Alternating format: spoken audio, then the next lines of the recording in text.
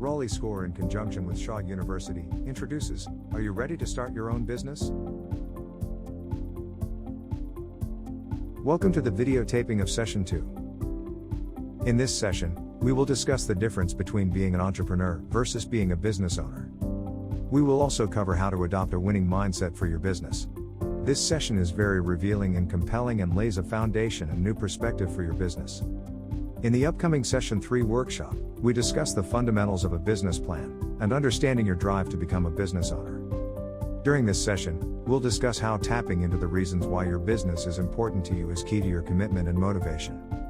Therefore, we implore you to think about why you started your business, and how can your why be compelling enough to keep you going when the going gets tough.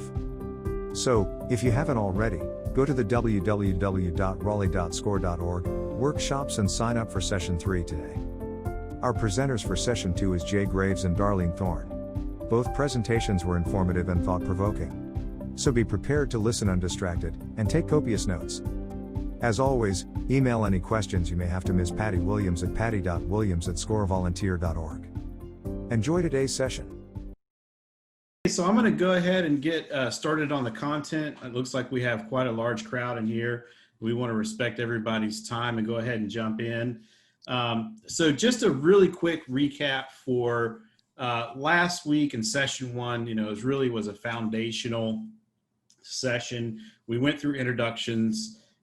We went through the program, vision, and intent. And just for maybe new participants tonight, the vision and intent of this whole series is so that we can walk you through the business planning process, so that at the end you have a fully functioning, viable business plan.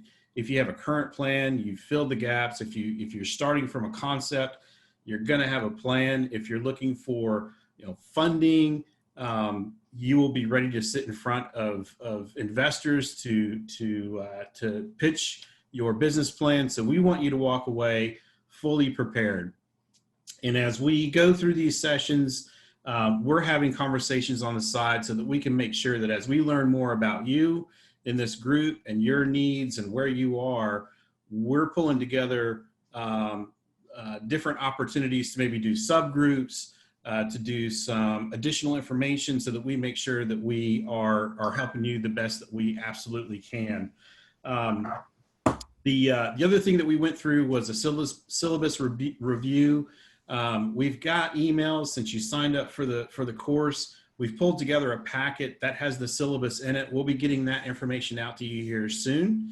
The resources that are in there are really just some guides that you can use, whether or not it's coming up with a concept of your business, all the way through the content that we're going to be going through during this course.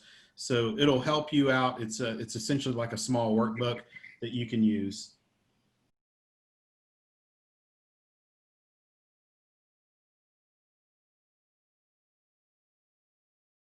Well, I thought you all would like to know who's in the program, what type of businesses they have. As you can see, we've broken that down from the information that you've given us. 9% of the participants have a nonprofit business or idea.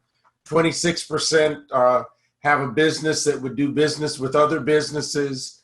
29% are in personal services. 26% in the area of healthcare or wellness.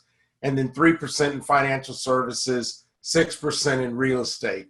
The real key behind this is, number one, it demonstrates business planning is beneficial to all types of businesses.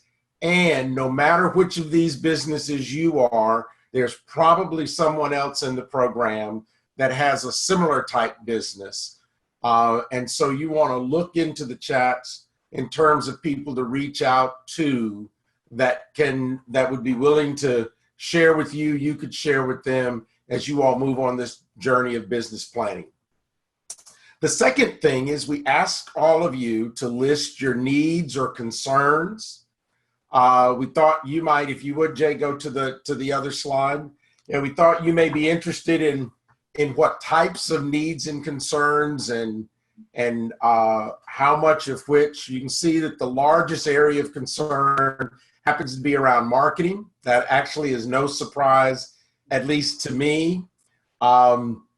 But again, you can see that whatever your concern or need was, there are other people in this program that have a similar concern or need.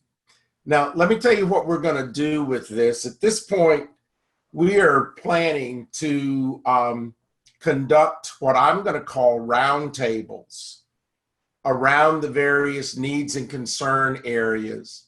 We will develop that schedule and publish it, but they will start either after the fourth or fifth session of the business planning. They will most likely occur on Wednesday evenings. And so, for example, if you have a marketing concern, we'll be doing a marketing roundtable. Those people that have marketing concerns can participate in that, and we will help them with those particular concerns. So one week it'll be a marketing roundtable, the next week it'll be a funding roundtable, etc. But we will, that gives you an opportunity to have your specific needs addressed and hopefully develop a solution to them in addition to what we're going to be providing you in the business planning program. And some of those concerns will, I'm sure, be addressed during the actual content as we execute the syllabus. Jay, thank you very much. Yep. Thank you, Bill. Appreciate that. So let me take a step back real quick. You know, one of the things that we did go over that is a bit different about this program, maybe from some other programs that are out there, is that there's not only just the fundamental and what I'll call kind of the science and art of the business plan and developing a business plan, and those different areas that Bill identified here.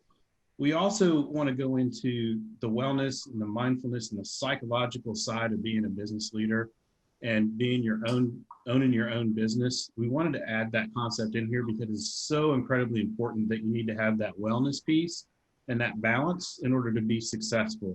And so that's something that that we went over last week, and I didn't want to gloss over that. Philosophically, we want to make sure you're armed with the business plan. We also want to make sure you're armed with the proper mindset to be successful, and so that you can meet the challenges that you're going to meet head on and be set up for success. So now I'm going to jump into the content for this evening for the business planning, and then we'll pivot over to the wellness piece. But for this first part, again, this is a foundational session. Next session, we're going to be getting into the nuts and bolts of a business plan. But we had an interesting conversation as a group, and this has come up a couple different times, and we thought it would be nice to share this with everybody tonight. And that there is a difference between entrepreneurs and business owners. And I can tell you that when I decided to start a business, I called myself an entrepreneur. And then having this discussion, it really changed the way that I thought about this. And so I think this is going to be provocative and something for you to think about as you go down your journey as well. And I will say that there's nothing wrong with saying, hey, I'm a business owner, I'm not an entrepreneur, or vice versa. One is not better than the other. Both have their own need, and they have their own importance in our business ecosystem and in our society. So we're going to go into this a little bit here. So for entrepreneurs, entrepreneurs have a very different mindset. If you think about some of the different entrepreneurs that you may follow, whether it's an Elon Musk or whoever out there, they tend to have big ideas, untested and aspirational. So you may hear somebody say, I want to put a person in Mars in the next decade. Okay, they're thinking like that, not I want to open up a grocery store in my community to do this, to serve holistic wellness foods. They tend to be disruptors. So they tend to look at different ways of doing business or disrupting normal business, or maybe the way things are done currently today. They see a need for doing something differently. So I'll give you an example of this. I was speaking with somebody a couple of days ago. They are very much an entrepreneur. Not to get too deep into it, I have a healthcare background, and And when you think about it, the way insurance works behind the scenes, insurance companies contract with manufacturers who manufacture drugs and devices, and they get a discount, and then they provide services to an employer group or to you. Now, when you go through an employer group, money exchanges hands, the employer kicks in money. It's really, really complicated and really convoluted. And there's a lot of waste, unfortunately, in that whole process. And at the end, a lot of times the savings don't get passed to the patient. And so this group came in and said, we want to take out all of that middle confusion. And so they started a company that essentially will take what normally the cost that would go into that, they just take a portion of that, they do negotiations, and they provide that straight to the individual. And that's very, very disruptive in the industry, because it's scaring some of the insurance companies that they're coming in and saying, we can lean this out, we can take the waste out, and we can really make it patient-centric. And so, when I think about the individual that I spoke to that now owns that company, or started that company, I should say, they also are in 5 different ventures, and they've exited 2 other different ventures, and they were all very disruptive. They just had the mindset of saying, something's not right here, and I can see around this corner. I put a vision together, I've built the right team, and I know the expertise that I need to have. They put that together, then they step back and they basically say, I want to put a person in Mars and make it happen. And so they are having that mindset, and they're being disruptive. So, and then a lot of times it tends to be high risk. So again, we just saw the SpaceX, right? So, I don't know if anybody has followed that, but they just had their successful launch. They were able to take a rocket and have a rocket land back from outer space back to Earth a couple of times. But they had many, many, many failures prior to that. So many so that it almost killed the program. So it was really high risk, but that aspirational goal, that disruptive goal has taken our space research light years ahead of where it would be. But it didn't come without risk. And then often they have a fail fast mentality. So fail fast mentality being, I don't have a lot of data here, or maybe there's not a lot of precedence, or nobody's done what I'm trying to do before. But that's okay. I'm going to go ahead. I'm not going to make this perfect. I'm going to get it started. I'm going to make a minimal viable solution, product, whatever it is. I'm going to launch it, and then I'm going to learn. And it's okay. I actually look forward to the failures, and I hope it fails fast, because as I do that, I learn, I iterate, and I change, and I move rapidly. And so that fail fast mentality is something there. And this is also something that business owners have, but there's definitely a less of a risk profile when you're looking between an entrepreneur and a business owner. And then I kind of alluded to this before, but you have a vision. When you have that vision, you have a team, you build that team quickly. They have expertise that are beyond maybe yours, but you're that visionary. And then basically you step back. So if you see a lot of entrepreneurs, what they'll do is they'll pull that team together. They'll set that huge goal, that milestone, that vision that they want to have. They bring the experts together. They make sure they have the resources that they need, and they say, go. I'm here to just make sure that I'm keeping that vision, that dream, and that inspiration alive, and that my experts are really making it happen, and they're getting into the weeds, and they're doing what they enjoy because they are fulfilling their dream of executing their expertise. So now going into a business owner, and I use this image here specifically because I don't want anybody to think, oh man, I'm just a business owner. There is no such thing as just a business owner. Business owner is amazing.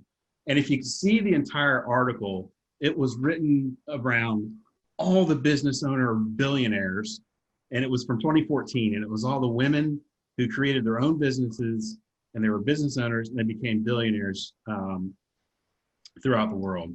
And so I put this here specifically to say there is nothing wrong with being a business owner.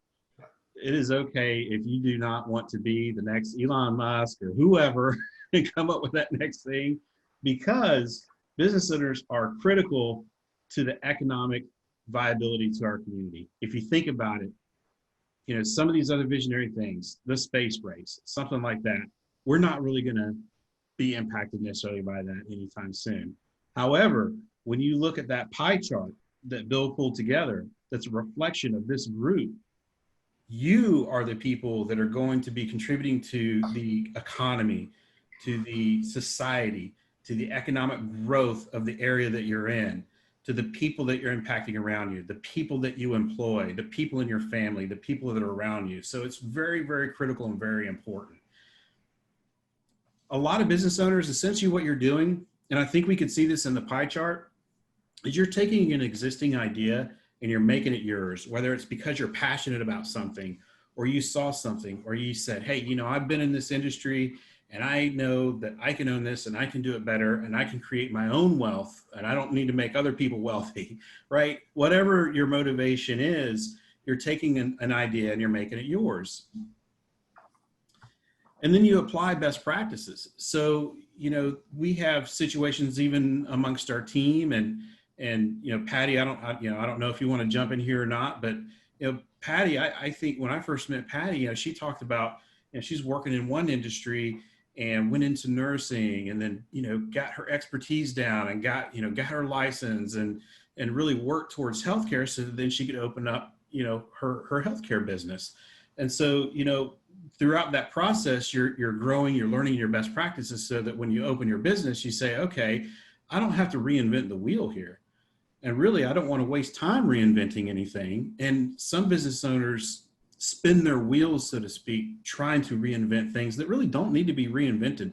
The best practices are there. People know them. People are willing to share them. You can find mentors. You put those into place. You do that correctly, you're already going to start off from a strong base of success. And then a lot of business owners, for a time, will work in and on their business. So that's where you really got to be involved in, you know, not only creating the business, and maybe you're bringing on a team, and maybe you're developing a team and you have people, or maybe you have an investment or cash flow that you can go ahead and you can bring on some, you know, support staff. But for a time, you're really working in and on your business. And then during your business plan, which obviously we'll be going through over the next couple of weeks, you may have a decision point that says, hey, at some point, you know, I kind of step back into this role. I'm no longer doing my marketing during the morning, my finance in the middle of the day, and in the evening, you know, I'm working on my HR policies, right? You know, a lot of us start off that way, but then you build, and you kind of outgrow that. And then this is what I really like. So everybody in here has a strength, and that is where, as you're coming up with a concept, there might be 10 other people in there that have a concept, but you're all different. You all have different backgrounds. You all have different things that are unique. They're all things that I like to call that secret sauce. You're the secret sauce, right? In that business, you're the one that sees around a different angle than maybe the person that's also sitting in this class, and that's okay.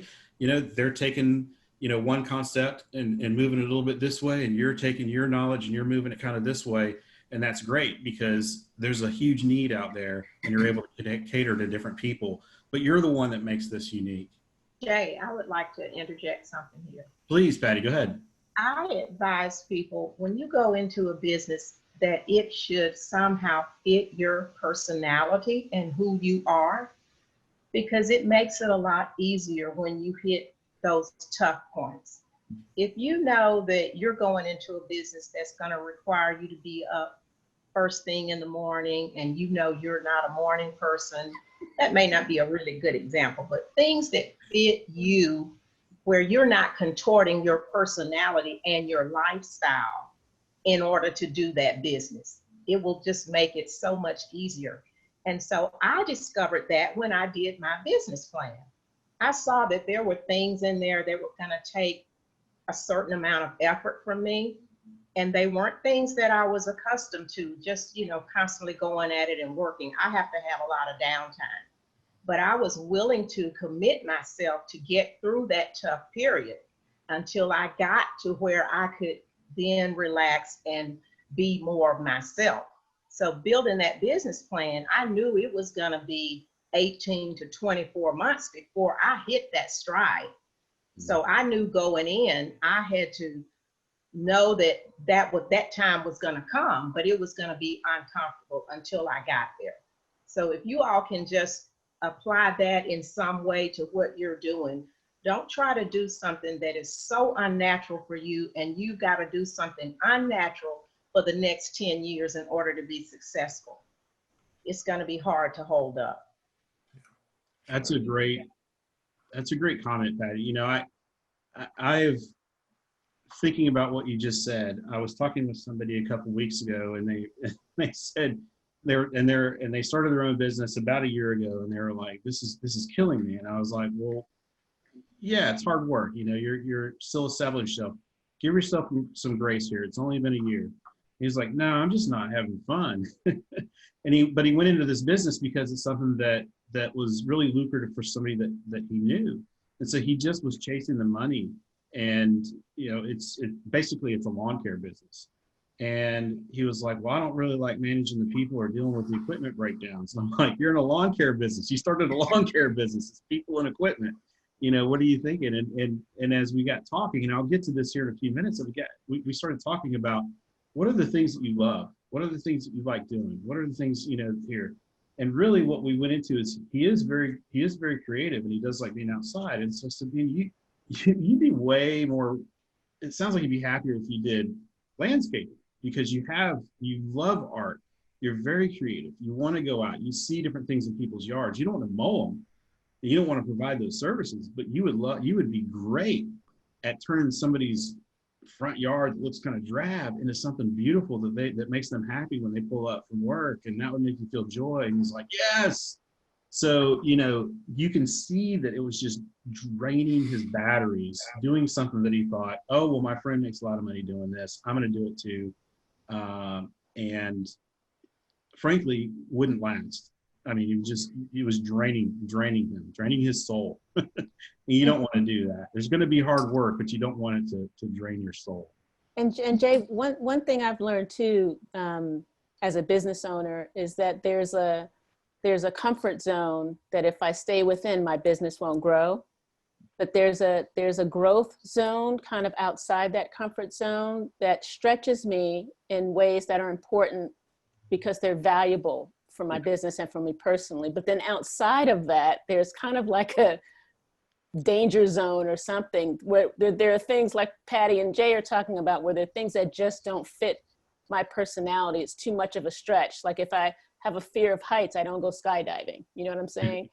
So it's important to know yourself well enough to know that, yes, it's gonna require some discomfort. You can't stay in your comfort zone and grow a business. It's gonna require some discomfort, but know yourself well enough to know what that edge is for you.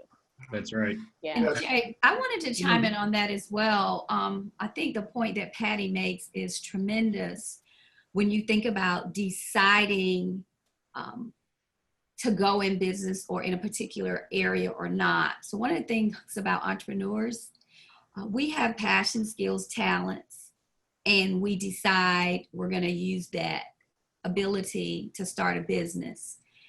You really have to make sure you love it, because when you love it and you're living on 4 hours of sleep routinely, it's okay because you're doing what you love. And that thing that you can't stop doing, that thing that people are always complimenting you about that you're so good at, that's the thing that's aligned to your passion. And when you think about the passion and the purpose, so I create an equation: people plus passion equals performance. You can sustain it if it's something you love. And you know, what makes this such a meaningful discussion to me about entrepreneur business owners, a couple of things. Number one, the vast majority of us that own businesses are business owners, not entrepreneurs. And once we get clear which we are, it gives us the opportunity to execute the things that we are best at, and to depend on the capabilities that we have. And I'll share with you specifically the story of the business that I just completed. I didn't do an original thing in that business. I'm very clearly a business owner. A very close associate came to me 15 years ago and said, Bill, I've got the idea of a business. And he went on to describe it. And he said, and I need certain skills in that business that I think you have. And my skill is I can execute. I can execute all day long. And I took that idea, literally unmodified, and executed it and built a successful business. In fact, a few years after we started that business, he came to me with a program idea that I actually thought was a bad idea. But I knew his ideas were good without regard to what I thought about it. And I executed that training program. I've had over 1,000 people through that program. And if you sat in that program the first time I executed session 1 of that program, and if you happen to have been in session 1 of the 110th time I executed that program, you would not have been able to tell the difference in those session 1s. Because for me, my real strength is execution, and executing consistently the same way. Now, I could leverage that because I knew that. I don't spend any time trying to think up great ideas. That's not my strength. And so that to me is the value of this conversation about entrepreneur or business owner. It helps us figure out and understand, one, that we can be successful whether we're business owners or entrepreneurs, as long as we're clear and we focus on the strengths that define us as one or the other. That's right. Yeah. Very good. Thanks for the comments. Thinking about business owners, one of the things I did want to point out here is that even though as business owners, we take things like Bill said, we know our strengths, we apply those, and then that's where we reside, right? We get really good at doing that thing, and we take that existing idea and we make it our own, and then we execute it extremely well. That's not to say that innovation doesn't happen, because as you're sitting there and you're doing something, or even you take an existing idea, maybe you've seen a little bit around the corner, right? You say, I like this idea, but I like if I do this little nuance here and I apply my strength, or I apply this idea or something, it can make it a little bit different than what maybe your competitors are doing or what other people have done in the market. And what I'd like to talk about is there is a life cycle to businesses. It's just very similar to if anybody knows about like product life cycle, right? Like you get something out there, you'll see it go through the bell curve. It takes off. You got your early adopters. You kind of hit this critical mass at some point, and then things start to stabilize out. And then if you don't maintain it, you don't nurture it, it can start to go down, right? I mean, you can look at Sears, you can look at Kmart, you can look at, different companies that were out there for a long, long time. Kodak, BlackBerry. I mean, there are these case studies out there where, took off and we're at the peak, and then, things started to slide down. But that is where, I believe, for business owners, that's where that motivation and innovation starts to come into play, because you own this. This is your baby. So you want to make sure that it doesn't start to slide. So that's where your ideas, bringing people in, bringing the experts in, trying some different things really helps out. And that's where, and I'm stealing this from Bill, we were having a conversation around innovation follows mastery. So you get to that point in that bell curve. When you're at that peak of that, you're hitting that mastery. That is where you have really dialed your business in. But also know that you can't just sit back at that point and say, all right, everything's good, nothing's going to happen, because there's competition, there's economy, there's all these different external forces out there that can impact your business. There's COVID, right? I mean, like, who knew that we would be facing a pandemic in our lifetime, and that we would have businesses that we would need to adjust, and things like this. So things are going to happen. But what's important is that as long as you're relying on your strengths, which we've talked about, partnerships, undiscovered opportunities and things like that are going to come your way. And having that foresight to be able to seize on that is really important. And that's how you can make small adjustments to your business throughout the way to make sure that the life cycle of that business is built to last for a long time, and survive the different external forces that are going to hit it over time. So moving on from that, I apologize for the huge picture here. I didn't realize that my mug was going to be that dang big on this thing. That was the last thing I wanted to see today. You look great, Jay. You look great. I tell you what. So we kind of hit this already. I am a big fan of a program called Strengths Finders, and the reason why is because it's a quick diagnostic you can take, and there's a book to it. So if anybody's interested in doing it, you can do it on your own. You can go to the Strengths Finders website, and you answer some questions, and it is so incredibly accurate. I have a background in behavior science, and this is the one that I would say is probably most dead on.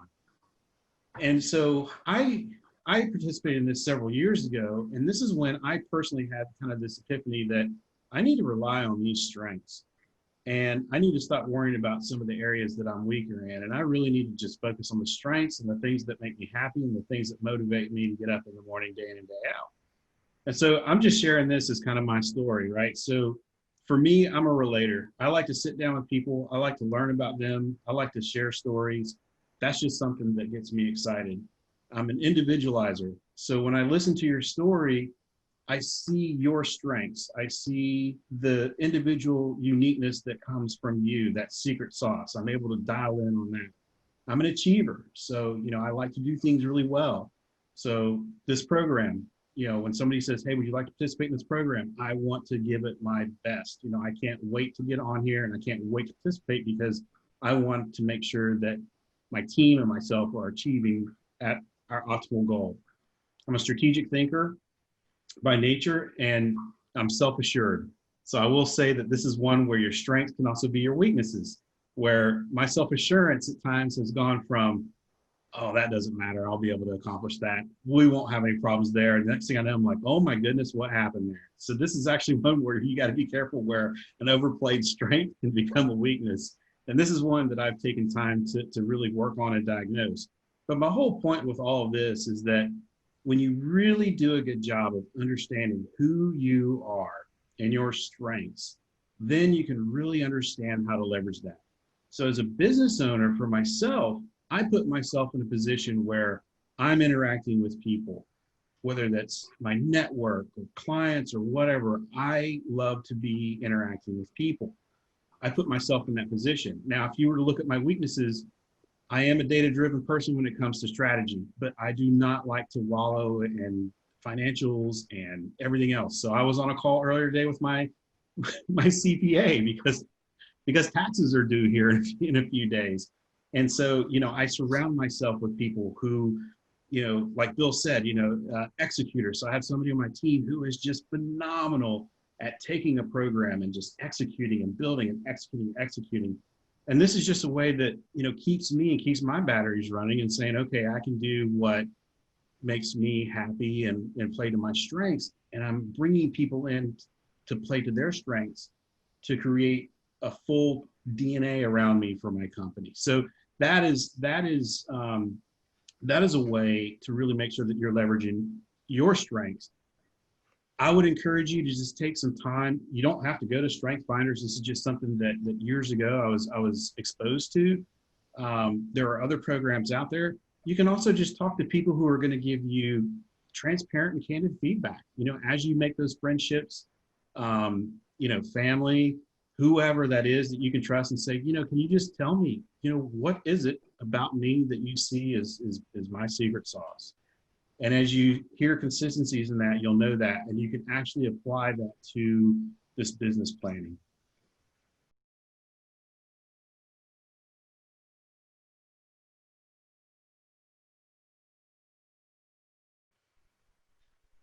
Well, good evening, everybody. It's so good to see you. I see you. Some of you are off camera, but it's good to see all of you who are here tonight. This has been a very impactful conversation. I remember the first time we started talking about the difference between the business owner and the entrepreneur, and it was very eye-opening because it allowed you to see where you are, and it's okay. No matter where you are, it's okay. what's important is that you do discover where you are.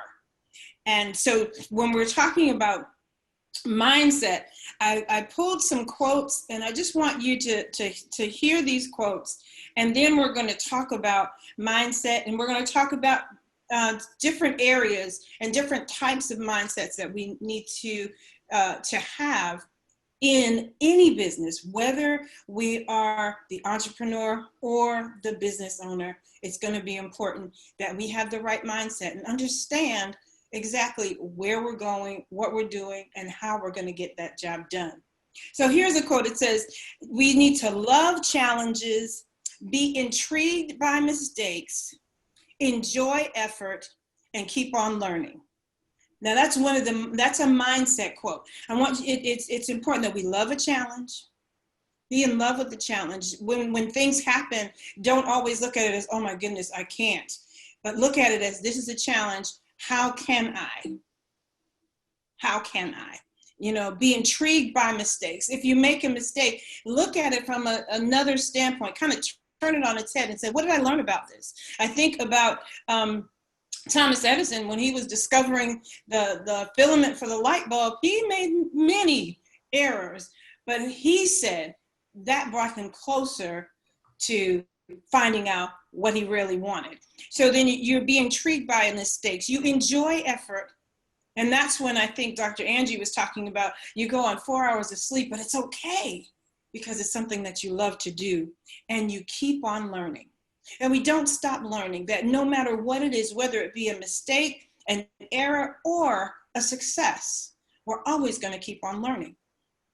Here's another one. Stop being afraid of what could go wrong and start being excited about what could go right. And that pessimist and optimist, you know, don't be afraid of what could go wrong, but think about what could go right. What if I actually succeeded? What if it actually worked? That's the mindset that we want to carry. The mindset. So let me just back up just a little bit and tell you the mindset definition clearly. The mindset is just an established set of attitudes that somebody holds. What attitude do you have? What attitude do you embody? And I want to look at two mindsets, and then we're going to look at some other things. So a mindset, it refers to whether you believe something that is going to change or not going to change. A growth mindset or a fixed mindset. A growth mindset says failure is an opportunity to grow. A growth mindset says also, I can learn to do anything I want. Now, see, the thing is, the good thing about that is you can learn to do it, and then you realize that I don't have to do it in order for me to continue business. It just lets me know I know how to do it. And then I can pay somebody else to get it done. Challenges help me grow. That's a growth mindset. My effort and attitude determines my abilities. Feedback is constructive. When people give you feedback, they are not always criticizing your business. They're not criticizing your idea. What they're doing actually is helping you to see the blind spots. Because see, when we are engrossed in what we love to do, there's sometimes that we are so laser focused that there's some things that we might be missing. So when you have someone that gives you feedback, they're actually helping you to broaden your horizons. Okay, and the other one is I'm inspired by the success of others.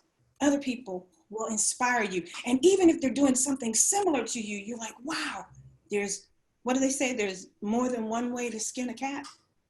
There's other things that people do that may be similar, but they don't do it like you do it. Your DNA, it's only yours, and no one can do what you do the way you do it. And then another growth mindset is I like to try new things. But let's look at that fixed mindset. That fixed mindset. Failure is the limit of my abilities. Failure is the limit. That's it. That's the limit of my abilities. Once I fail, I'm done. The fixed mindset. I'm either good or I'm not good at it. And that's not always true. You've got to find out what are the things that you can do, and you farm out the things you cannot do. But it doesn't mean you're not good at it. Doesn't mean you're not good. And then what does that word good mean anyway? In one person's eyes. Sometimes good is good enough. That'll do. And sometimes good is that perfectionism inside of us. And if it's not perfect, it's not good. That other fixed mindset. I don't like to be challenged. When you have a fixed mindset, you are just like this. You are very linear. Don't challenge me. Or I'm taking my marbles and I'm going home. Fixed mindset says, when I'm frustrated, I give up. And we don't want to be there either. We don't want to give up. We want to look for another avenue in which to accomplish that goal. And lastly, a fixed mindset says, I stick to what I know. What do they say? If it ain't broke, don't fix it. Fixed mindset. And sometimes that can put us in a box that will stifle us from really going forward and doing our very best and exploring some new things that would really enhance our business. So here we go. We're going to talk about having the right mindset. I'm going to share a little bit of my own testimony. When I started my business, I was going in one direction. And the direction I was going in, it was working. But then I got to a point where I feel like I'm hitting a wall. And what did I do? Instead of saying, okay, I need to scrap this and try something else, I sat down with good counsel and showed them where I'm at. So this is where I'm at. I feel like I can't go any further. And what they said to me was this: oh, look at it from this perspective. And when they began to show me and pick apart some of the things that I'd been doing, I had not dug deep enough. And I realized there was more to what I had been doing, and it opened up my business even further. And it showed me there's more inside of you. You've just got to get the right mindset. So here we go. We're going to talk about 7 mindsets that'll help improve your business and your life. So let's talk about the first mindset. The first mindset is the self-trust mindset. The self-trust mindset.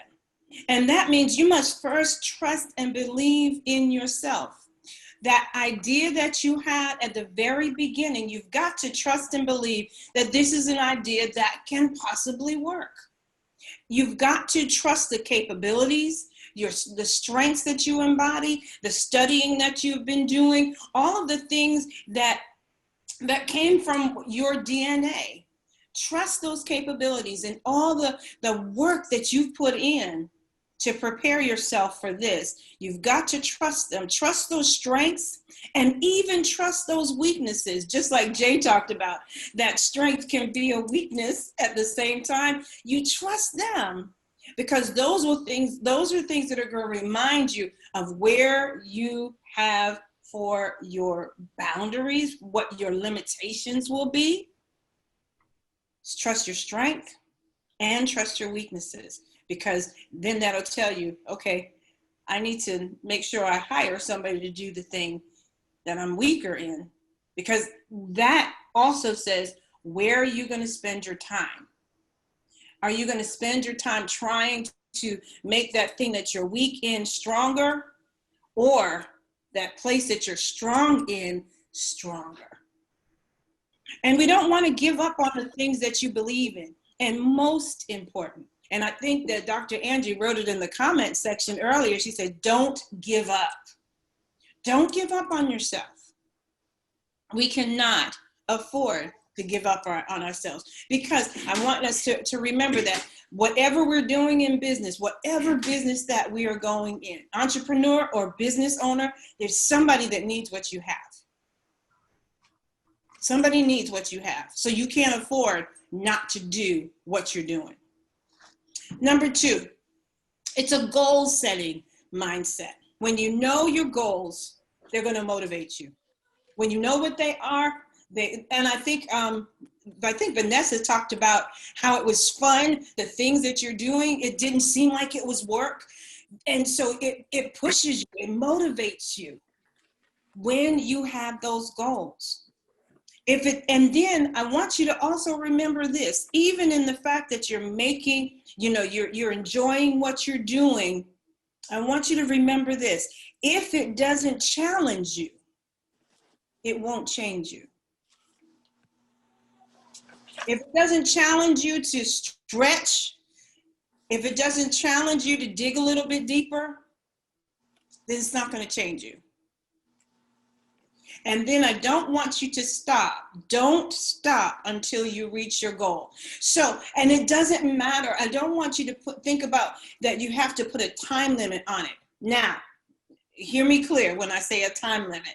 I'm not saying that you take years and years and years, but if you set a goal and you're thinking it'll take you 3 weeks to do something, and inside of that 3 weeks, life happens and you're not able to do it in that 3 weeks, you can give yourself some grace. But I don't want you to stop simply because you hit the 3-week mark and it didn't happen. You say, well, what have I accomplished up to this point? And then continue on and meet your goals. Number 3, and that goes on with what I just told you. Number 3 is a patient mindset. Got to have a patient mindset. There's a fine line between moving forward and standing still. There's a fine line, because this earth is moving, but it feels like it's standing still. It's accomplishing something. Because even as we're sitting here, we got here at 6 o'clock. When we are going to be shutting down and saying goodnight to everybody, when we look outside, maybe the sun won't be in the same place, but it seems like it's standing still. There's a thin line between moving forward and standing still. The most successful people do all they can to move forward, but they also have the patience to wait and watch. When I say that we've got to have the patient mindset, we've got to be willing to wait it out. Put those things in motion, but wait it out. Don't think that if when you open the doors that people aren't flooding in, that it's time to close the doors. No, you've got to have the patience, and then looking at what things are working, what things are not working, making sure you've got your checks and balances. It's got to be patient and wait, but you've got to continue to move forward. Those people who are impatient, they tend to lose out on great opportunities. And sometimes you just got to wait for the right thing. Sometimes you just have to wait for that right day. You're just about on the cusp of success. And you say, oh, I can't do this. But no, we've got to have that patient mindset that will continue to move forward as we watch and wait. That's right. You're on the 10-yard line. You are just about there. Just about there. I remember seeing this, there's a little cartoon, and it's this guy, he's got this little hatchet, and he is hatcheting, trying to get through to the other side of the wall. And they show these like 4 different shots. And he's just going at it. And then they show the last clip. And the last clip shows that if he were to use that hatchet one more time, he would have gotten through to the other side of the wall. But what that picture actually shows is that man with the hatchet, he's dragging it and walking it in the opposite direction because he gave up just a little too soon. We cannot afford to give up just a little too soon. We've got to be able to have patience. Our number 4 mindset is this. We've got to have a courageous mindset. Doing anything requires courage. But we've got to know that in the face of doing something, fear is going to show up. Oh, you're doing it. It's about to happen. Are you sure you're ready? Are you sure you've got all your numbers right? Are you sure that you dotted every I? Did you cross every T? Did you invite the right people? Are you? And all of these things start to come up. Let me tell you, I believe that when we have the courage mindset, we're going to learn to do it afraid. Courage doesn't come without that fear. Even in the midst of being a little bit unsure because I've not done this before, haven't stepped out like this before, I'm still gonna move. And I think it's Bill's, when he sends us these emails, he sends us that quote about what our deepest fear is. And I love that so much. Thank you, Bill. Continue doing that. I need to see it all the time. That courage is a muscle that you've got to strengthen with use. Courage is a muscle that you strengthen with use. That even in the midst of being a bit trepidatious about moving forward, we do it anyway. We strengthen that muscle, and the more we do it, the easier it becomes. Fear may not go away, it may not disappear, but we can face it and still go forward. Number 5. Number 5 is a focused mindset. I remember when I had to get glasses. I was driving, and I remember at night, all of a sudden, the lights, the red lights and the yellow lights and the green lights, they all started going together, and it just started looking really weird. And I was like, I cannot see. Where is the light red for me, or is the light red for them across the way? It was really crazy. And I remember going to the doctor, to the optometrist, and sitting in the chair, and when they put those things in front of you and they say, can you see this? Is this clear, or is that? And I'll never forget when they put those things in front of me, and I said, I can see clearly now, the rain is gone. I mean, everything, woo! I was focused. I could see. Well, that's what we've got to have when it comes to our business. We've got to be focused. We've got to be able to see clearly what it is that we're doing, where we're going, who we're connected to, and how we're going to get this thing accomplished. We want to make sure that we are understanding, just like Jay talked about earlier, are we a business owner or are we an entrepreneur? Get focused, get clear with that, and be good with that. Once you've determined what it is, be good with it, but be focused. And don't allow someone to take you off focus and distract you from where you're supposed to go. One of the worst setbacks that can happen is losing focus and allowing procrastination to set in. Because when we lose focus, sometimes we're like, I'm not sure if I should be doing it. I'll think about doing it tomorrow. Or I'll talk to them later. Or I will, and we put it off. And procrastination sets in. We want to be laser focused on what we're supposed to do. Important as it is, it's difficult to be focused and disciplined at the same time. It's difficult to be focused and disciplined. The best thing you can do is stay in the moment. And what do I mean stay in the moment? Wherever you are, be present. Like when we're here. Be present. Forget about all the other things that are happening because they're going to be there after this meeting is over. After our time together is over, it's going to be there.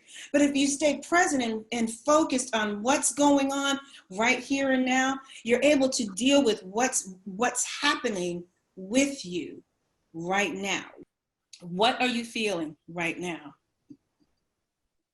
We want to concentrate on what's happening. Discipline is the bridge between goals and accomplishments. Discipline, that word, discipline. And a mindset of focus builds that bridge. A mindset of focus builds that bridge.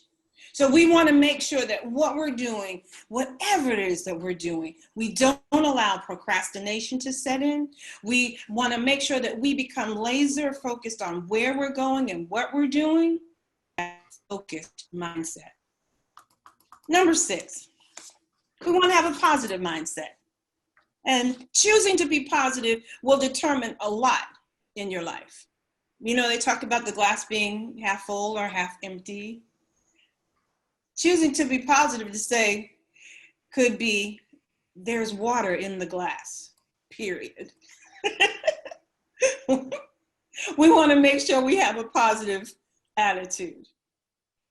If you set your mind to positivity, it can go a long way. I remember walking into, I forgot exactly where, I was in a store and there was someone in front of me and they were having a really tough time with the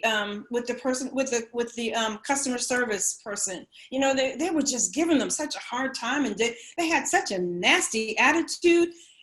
But my attitude determines whether they're going to respond the same way to me, the way they responded to that other person.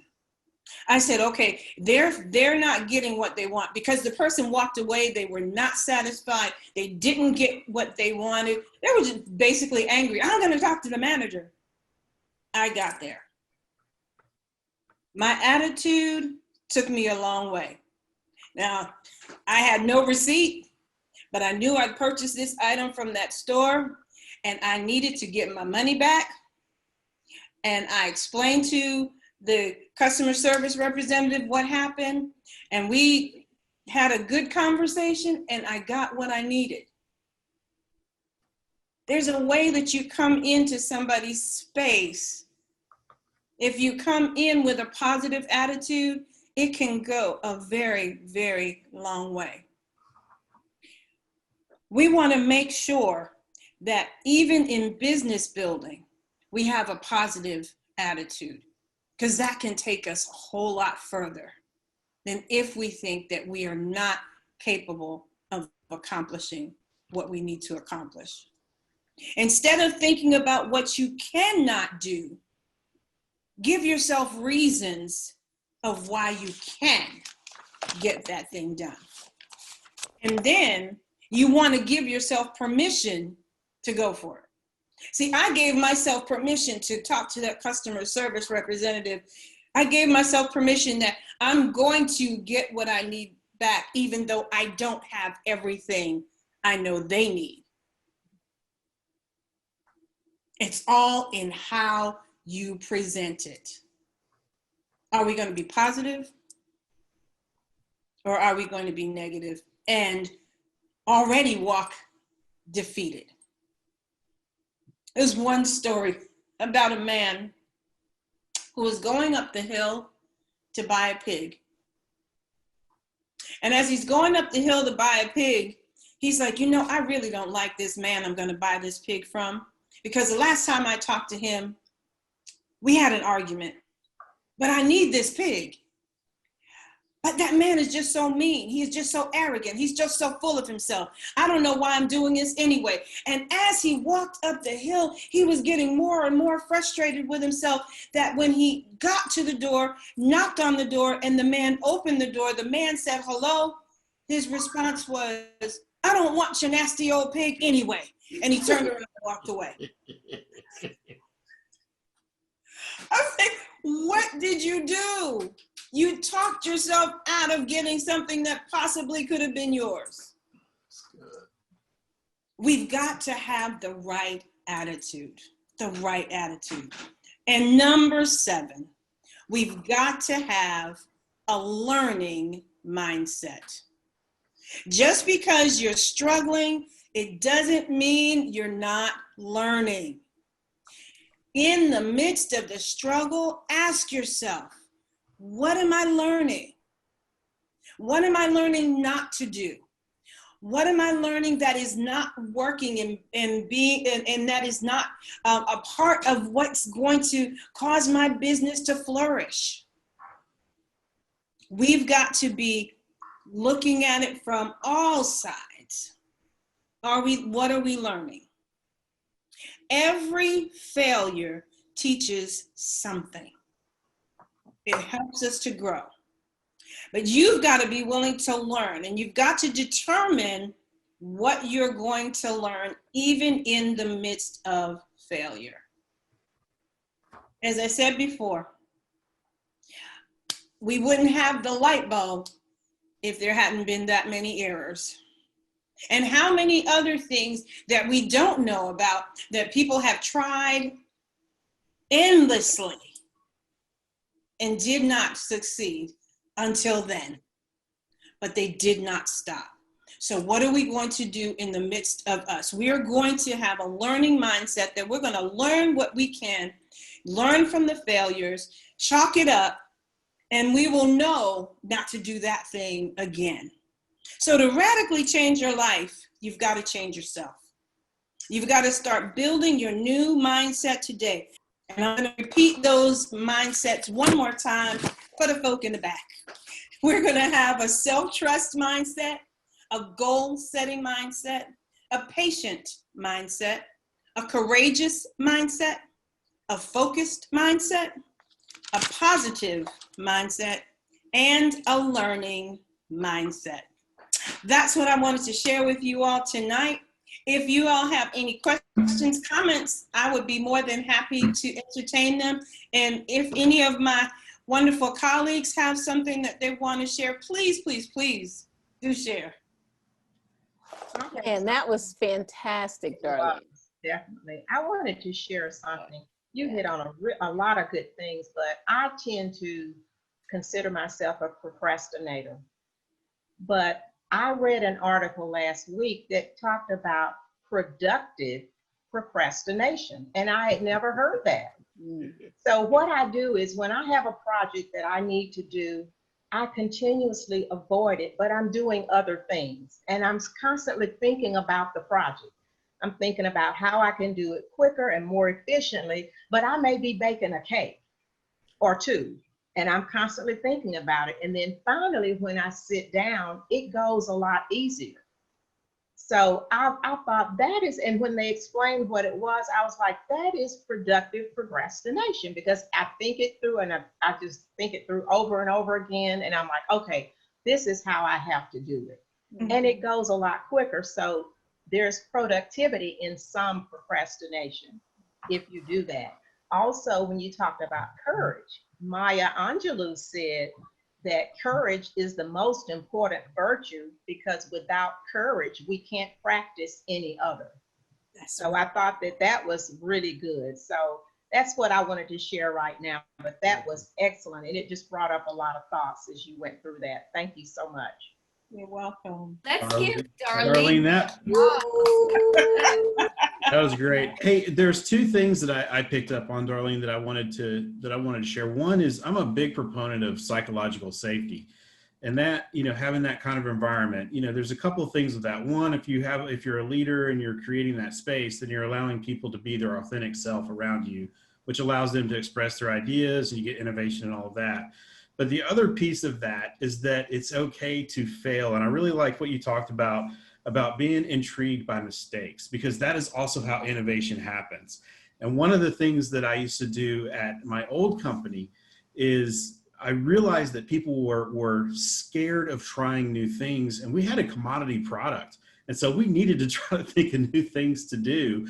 And I think that applies to business owners as well, because you might be doing something that's already out there. We talked about that earlier, right?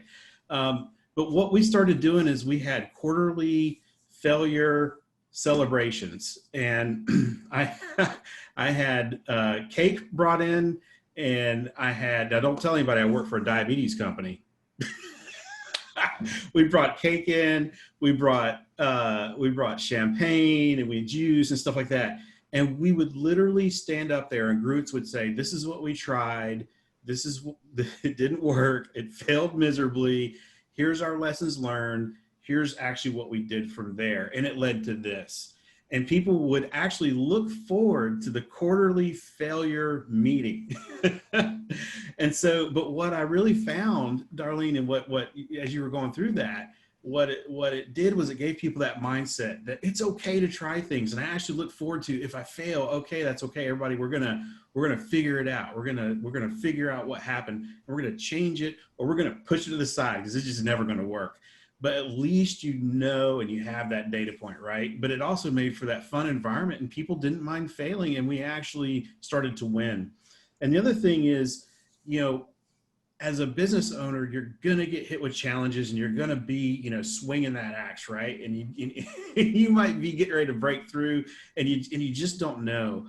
And that's where I think surrounding yourself with really trusted, great people is key. Because I know our little group here, right? I know if I was to come to this group next week and say, we're preparing for our class, and I just said, look, I'm ready to pack it in. I can't do my business anymore. I know that this group would rally to give me the wind in my sails, to help me see past the blind spot that I'm in, past the barrier that I'm in, past the challenge that I'm in, so that I keep swinging for the fences and I keep chopping that tree down. And so I just wanted to share that with a group to say, whether it's people that you meet here, part of this class, or out when you're networking, or whatever that is, surround yourself by those people, so that when your sails start to get a little thin on the air, you're not really able to keep going, they're there to help push you forward and help you to get past that hump. That's all I wanted to share with. Yeah, I'm gonna tie that in tighter with this business plan process. All these things that Darlene has shared in terms of mindset, and what has been shared in terms of having people that you can use as resources, etc. The business plan you're going to develop over the next 12 weeks is an excellent tool to use to practice those mindsets, to build the network. You can share your business plan with people before you execute that business plan. And it'll take the same mindset that Darlene has described, so you can practice that. It can be utilized to help you build a network. Who would I share this plan with, and why would I share this plan with? So I want you to think in terms of the business plan is a great opportunity to apply the things that we've talked about tonight. You don't have to wait, and I'm even going to say, I suggest you not wait till you're playing with the live bullets of your business. So use your plan as a surrogate for your business to practice these things of mindset, the distinctions of business owner and entrepreneur. Yeah, and I just wanted to, number one, Patty, if you ever need someone to give those procrastination cakes to, I got you. I got you. Those are going to be our fail cakes. I want a fail cake. Number one. Number two, really, all of that was fantastic. Because I can't, a lot of people think the mindset skills are soft skills, but they really aren't, because a lot of businesses fail first in the mind. So to Bill's point, you know, when we, for example, if we ask for more patience, right? If we want to be a more patient person, we don't magically get more patience. We get more opportunities to practice patience. And in the practice of patience, we develop that skill, we become more patient. So this whole process can really be an opportunity to practice these 7 mindsets that are going to serve you so well in your business. To practice, you know, how do you manage your mind when something doesn't go the way you had anticipated? You know, I can tell you a personal story. I had a whole business plan laid out this year that was based on in-person contact. And when coronavirus happened, I was reeling. I was, you know, I was discouraged, and I was frustrated, and I was over efforting, and I had a lot of anxiety. So I went and I tapped in and talked to some folks, relied on my team. Bill was one person I actually talked to. And I realized I was spending so much of my time trying to change a situation I had no control over, as opposed to trying to manage my thoughts about it. So when I realized that distinction, instead of throwing punches at the rain, right, and getting exhausted, I said, how am I thinking about this in a way that's not serving me? So I was thinking about it shouldn't be happening, and oh my goodness, and all these things. And so I started to pivot. I started to say, wow, I wonder what opportunity exists in this. Let me be curious. Let me get creative. Let me tap into my network of support to see how I could revamp my business plan to reflect this new reality, and then be open to things that I may not know at this moment. And that shift in mindset allowed me to be more creative, allowed me to be more motivated, to stay inspired. And that made all the difference in the world. So that's why I love what Darlene said, if it doesn't challenge you, it doesn't change you. So just keep going and don't stop.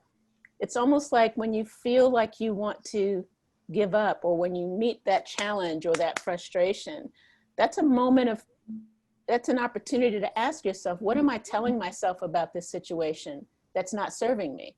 And how might I pivot, or how might I get help pivoting?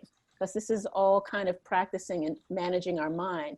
That was one thing. And the other thing, I just wanted to emphasize the importance of mental hygiene, because we can accumulate thoughts and thought patterns that don't really serve us. And we don't really have a way of looking at that, managing that, whether it's journaling or having community to talk about that, or meditation, or whatever it is. But there's, you know, we're great with brushing our teeth, but having a process of mental flossing, because it can get kind of cruddy up there. You know, having a process or an intention to keep our mindset sharp, I think is extraordinarily important. And I love that Darlene laid out those 7 that can be a point of focus for us to look for opportunities to strengthen those ways of showing up in our life, but ways of approaching our business too. Yeah, I just think it's important that where we start, you know, if we could start with a good foundation, that kind of helps us as we're moving forward. Yeah. And I think that's real clear. And I like what you talk about, you know, I like the idea like brushing our brains, you know, and getting out the stuff that's not any good. And you're right. I believe that journaling, and some people may not like to write journal, but you have your phone, you have voice memos that you can talk it out. Because sometimes you can, while you're walking, doing your exercises, talking to your phone, talk it out, but get the crud out. And I think that's real important too, definitely. And we'll be talking more and more about that, because we all need these constant reminders as you're putting some of these nuts and bolts into place. We'll be here to kind of support you and remind you of some of these themes. You know, what is your why, and what mindsets support that why, and what thoughts support that mindset. So I think it's a really important conversation to stay in. So yeah. What do you feel it says to you?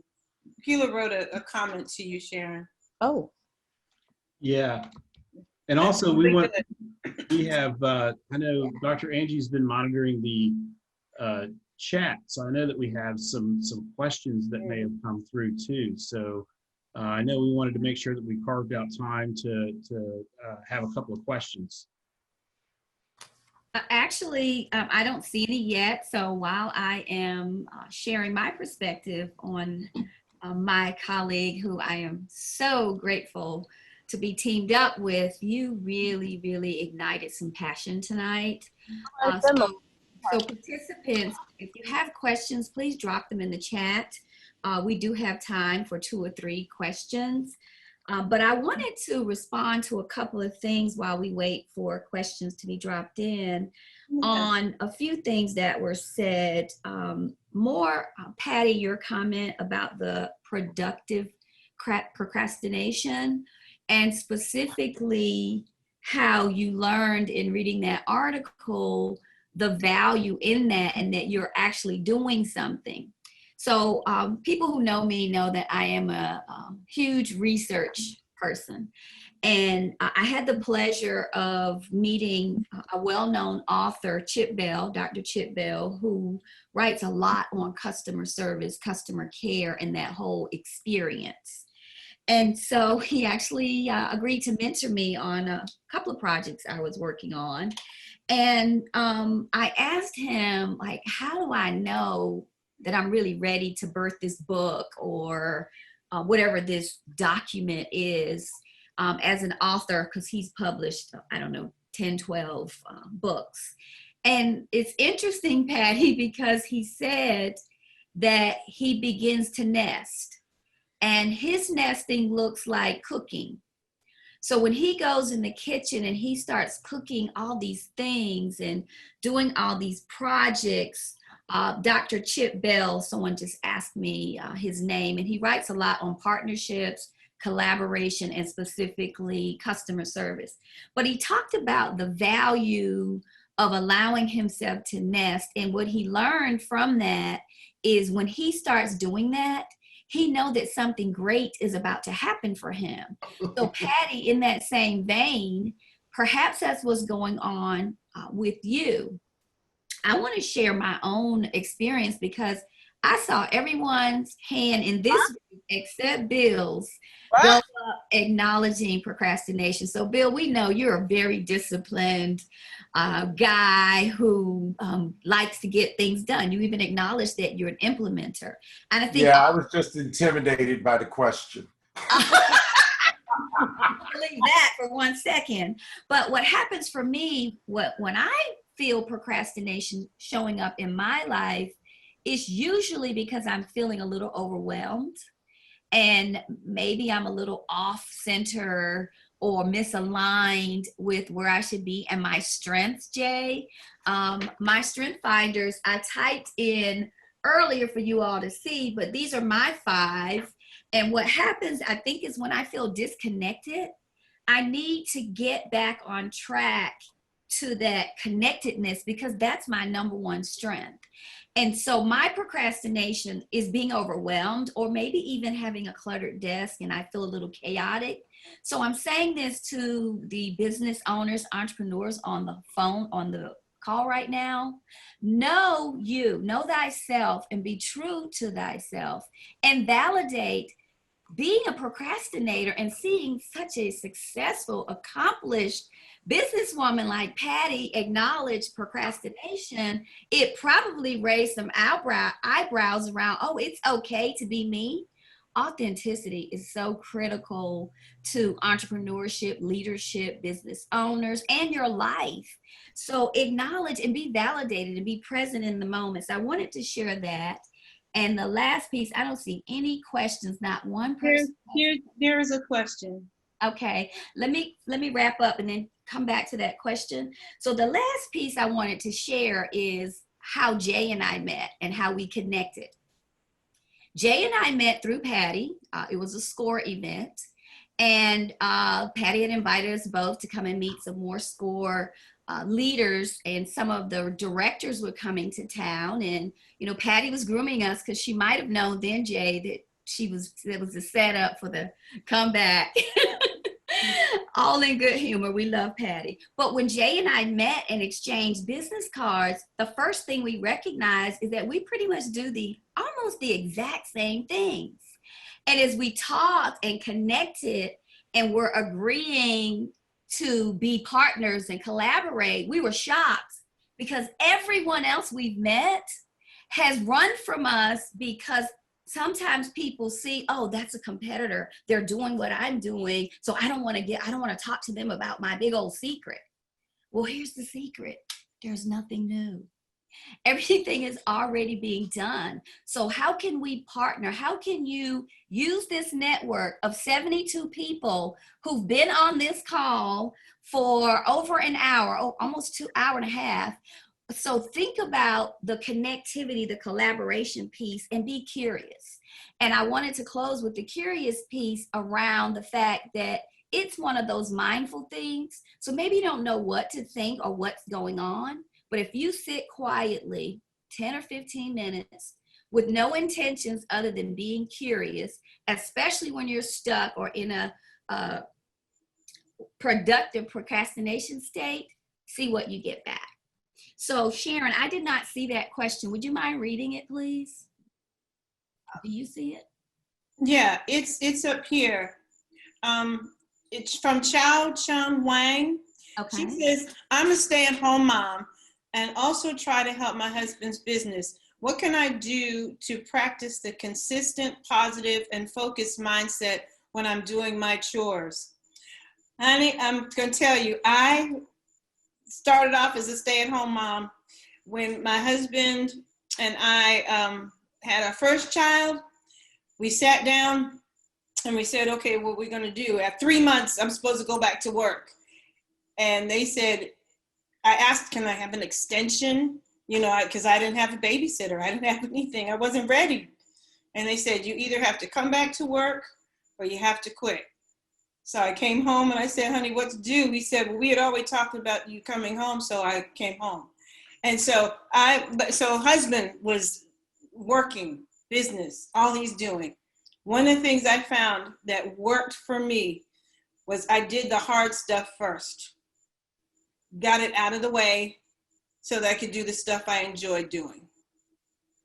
So the things that you just really don't relish doing, do those things first, get them done, get them out of the way, and then you can enjoy. And then in the process, if there's music that you like to listen to, some positive affirmations that you can listen to, there's some speakers that you enjoy hearing while you're in the process of doing these things, because it sounds like you help your husband in his business too. So there might be the business practices, things you need to be listening to while you're doing the chore that you don't enjoy, or whatever it is that you're doing. You make use of the time that you have while you're doing the chores to continue to learn, to teach yourself, to show yourself, to be aware of what's going on with your husband's business, so that when it's time for you to sit down with him, you're still able to do things with him, but you've taken care of those things that you least enjoy. That's one of the things that I would offer. And I open it up for any of the other panelists, you guys. I think that's a great response, and we're going to move to another question because of time. I think you nailed it. In general, any task, the difficult tasks, unless they're super small ones that you can just knock out, but if you're finding yourself not being productive, then that larger task should probably go first. The question is around paralysis analysis. Bill, I know because you really do get a lot done. Would you be willing to respond to that question for us? Help me see the question, because I want to answer the question. I didn't see that one. It's from Vanessa, and she says, how do I deal with analysis paralysis? Gotcha. Okay. So I'll tell you a little story, and it gives you a framework. There was a famous baseball player. Everybody's not sports people, so I won't go into who it was and all, but he was a famous baseball player, and he retired and went into business. And he wasn't having success in business, and obviously he wondered why. And so when people began to talk with him, examine, he was a master of the baseball game, and he would analyze everything, who he's playing against, the batters and all, and then he'd utilize that. But in business, literally, he had analysis paralysis. And what he realized, or what they found out, is that he stopped analyzing in baseball when the baseball game started. In business, he didn't distinguish when the game started, and so he would never stop his analysis. So what I would encourage is pick a start time, pick an end time, and when that comes, that's when you stop your analysis and you start executing, so you can get the feedback to pump back into the analysis to make additional changes. So business doesn't seem like there's a start, but there's always a start. And you have to distinguish, when am I going to call the start? And that's when you stop analyzing. And actually, you don't stop analyzing a second before, because you want the very best analysis you can get. That's good. Thank you, Bill. I think that was a great reply. That And is so also, good. am I muted? And also, I see a recommendation from Karen McCann to read Eat the Frog by Brian Tracy around eliminating or managing procrastination. So thank you for that resource. We do have time for one more. I see a comment here, a question here. As we progress through these seminars, would there be opportunities to interact with the other members of the audience or participants virtually? There are some very smart people in this group, and we agree wholeheartedly. Yes. And so I would respond to that by saying, in the beginning, Jay, and maybe you weren't on, Keela, but he spoke about some roundtables that we are offering that will speak to specific things. So what I'm hearing, Patty and Jay, sounds like a recommendation around maybe some networking opportunity that we could do virtually. So we will consider that. Remember, our goal, our intentions are to give you what you need, meet you right where you are. So we'll have more on this by next week. With that said, I'm going to, unless there are any more burning questions, I am going to pass this back to you, Jay. All right. So next week, we are going to start to get into the nitty-gritty of the content. Not to say that the last two sessions were not important. You know, we really wanted to make sure that we set a strong foundation and just get everybody's minds in the right place and thinking through, you know, am I a business owner? What are those aspects? You know, am I an entrepreneur? What are those aspects? You know, what are my strengths? What are the things I need to leverage coming in here? What's the mindset that I need to have to be successful before we kick off? So next week is where we're going to start getting into the content around business planning. Again, we will be sending you out that resource guide. It's not miles thick. It's a couple of pages. It's really there just for you to use thought starters as we go through the program. It's a way to record things. Use your method that works for you.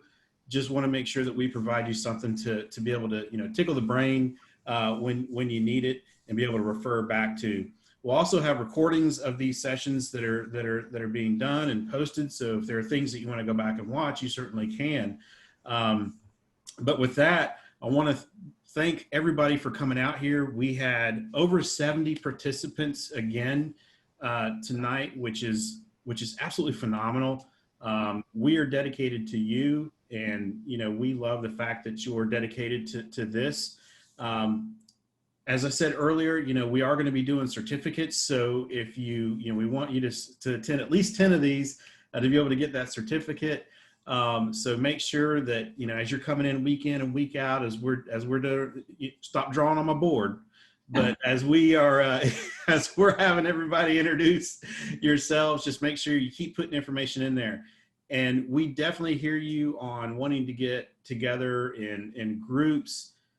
Bill's working on a concept to be able to do some subgroups, to be able to get everybody together. We definitely want to make sure that you start to build your support network. It doesn't have to be the instructors here. There's a lot of smart people in this group. We've seen it. We want to make sure that you stay connected to and start to build your own network. So with that, Patty, is there anything, Patty, Dr. Angie, I'm getting the thumb. Yeah, actually, I have a point I want to share. So I want to go back to Jay's comment about if you would like the certificate at the end. What we're doing is we're reviewing the chat, because sometimes it's moving so rapidly. And if you've noticed, I'm sending the notes to you, because one of the things I've learned is when people see things in writing, it sometimes retains longer. So we're writing notes along with the comments or presentations that are being made to help you with that as well. But it would be tremendously helpful to us if you do a couple of things. One, when you log in, if you would put your first and last name and your email address, and I'll tell you why in a second.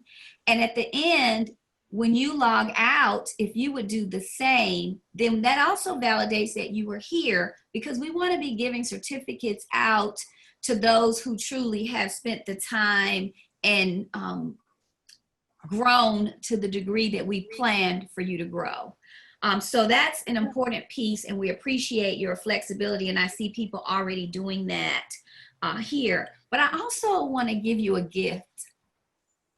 So when I say give you a gift, to me, feedback is a gift. And I teach and coach on giving and receiving feedback, effective communication, active listening, etc. And so when I think about that and the gift that I'm giving you tonight, it's around how you present yourselves. Some of you have your phone number for your identification. If you look and hover over my name, you see my name, Dr. Angie Arrington, DSL, Doctor of Strategic Leadership. That's how I want to be branded and known. And you can see Jay Graves and the rest of my colleagues listed the way we want to be branded. I also see our partner on here, Dr. Lynette Wood from Shaw University. This is how we want to be branded and known, so that when you see me out in the street and you say, hey, Dr. Angie, I'm going to know that you know me and that we had some connection.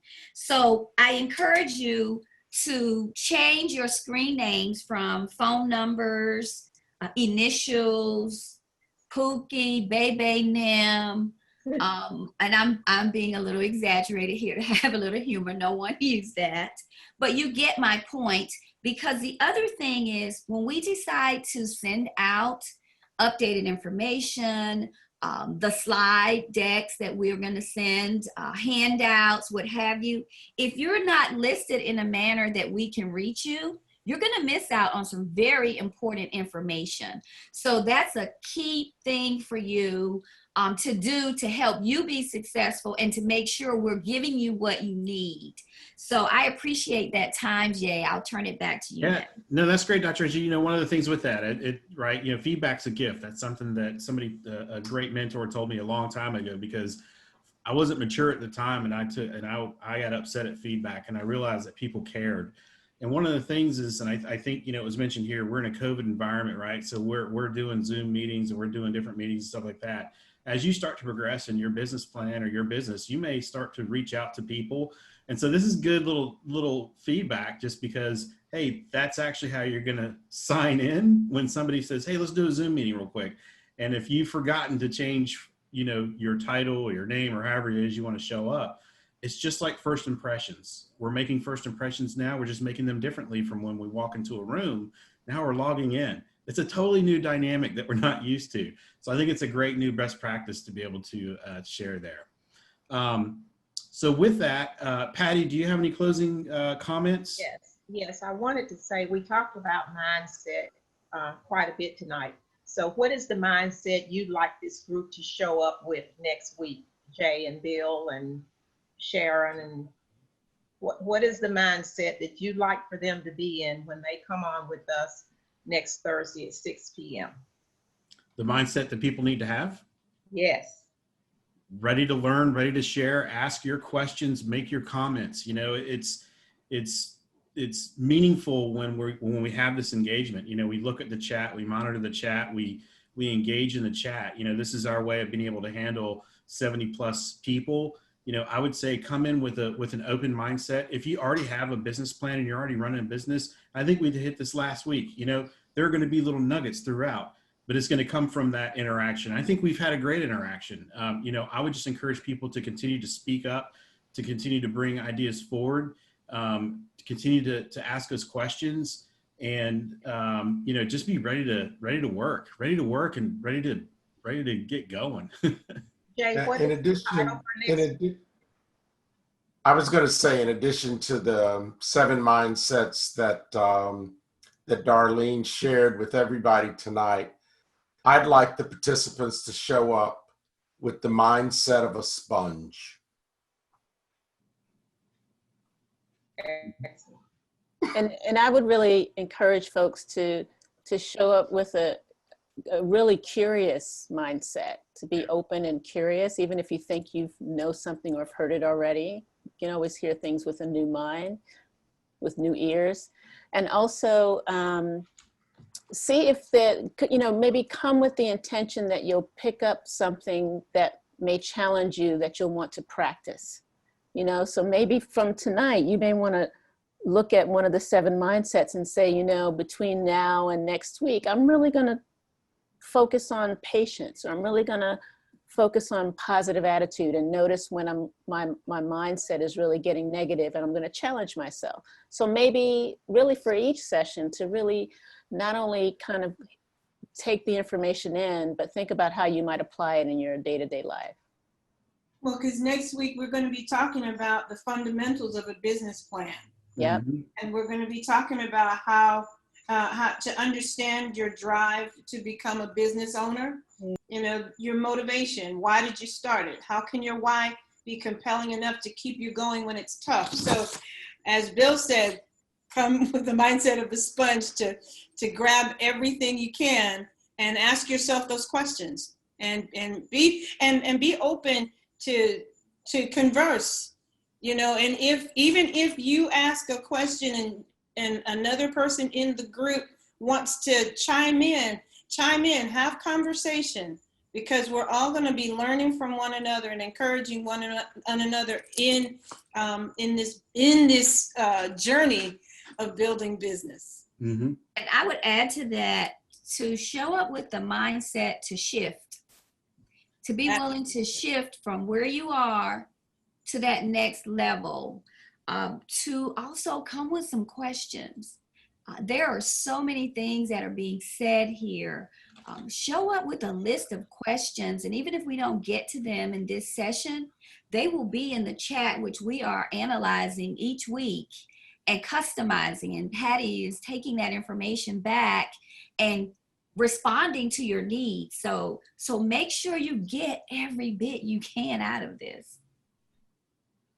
That was great, everyone. I would just like to say for me, this has been a great session. I learned a lot, even as a part of the facilitating team. I learned a lot from what Darlene talked about, and Jay, and I hope you all feel the same. And thank you all for staying on with us the entire time. Thank you for coming. We look forward to seeing you. We're going to make sure that what you need, that you get in this program. So you're wonderful with using the chat. That's going to be really a valuable tool for us to coordinate everything and make sure you get exactly what you came for.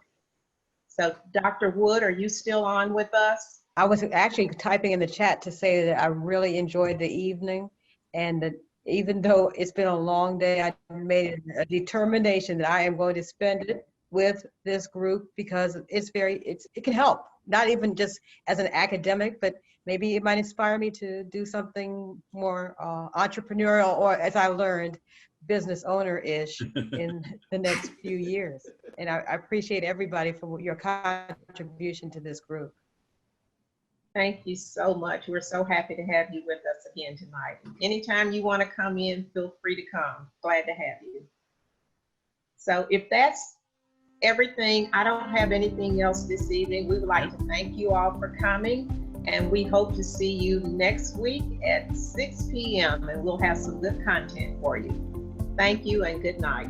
Thank you for watching this training video on session 2. Now that you have a better understanding of the differences between being an entrepreneur versus a business owner, and how to go about developing your mindset towards building your business, you can start now to think in terms of the foundation that has been laid for your success by the instructional team.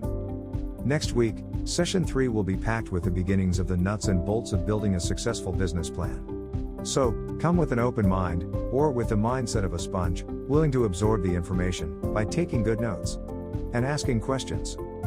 We look forward to having you join us next week. Have a great night, everybody. Bye. Night, everybody. Good night. Be Good night, well. everybody. See you next week.